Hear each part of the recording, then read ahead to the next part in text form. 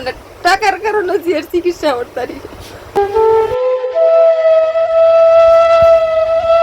নিজেকে দিয়ে একবার ভাবুন তো, ঘুম থেকে জেগে বিছানা ছেড়ে উঠতে গিয়ে যদি দেখেন দুপা নাড়াতেই পারছেন না, হ্যাঁ সে সময় পৃথিবীর সবচেয়ে অসহায় মনে হবে আপনাকে।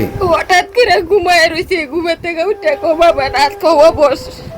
এমনই অসহায়ত্বের মুখোমুখি দাঁড়িয়ে অর্থের অভাবে বিছানায় কাতরাচ্ছেন গাজীপুরের শ্রীপুর পৌরসভার লোহাগাছ গ্রামের রিকশা চালক খোকন মিয়ার অষ্টাদশী কন্যা ফাহিমা। জরাজীর্ণ ছাপড়া ঘরে দিন আনা খাবারে যেখানে টেনে টুনে সংসার চলে, সেখানে অর্থের অভাবে চিকিৎসা না পেয়ে ফুটফুটে কিশোরী আজ মৃত্যুর পথযাত্রী।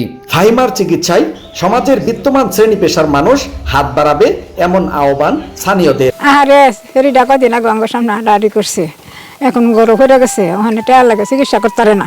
আঙ্গবাড়ির পাশে অসহায় এক সার্ভা ঘর থাকে, এবার এটা অসুস্থ।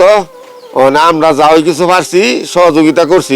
আমরা যারা ধনী ব্যক্তি আছেন, আমরা যদি সহযোগিতার হাত বাড়াই দিন তবে এটা সুস্থ। একটা পাও অবশ হয়ে গেছে, তাই আমরা সবাই মিলে যদি চিকিৎসা করি তাহলে হয়তো ভালো হইতে পারে।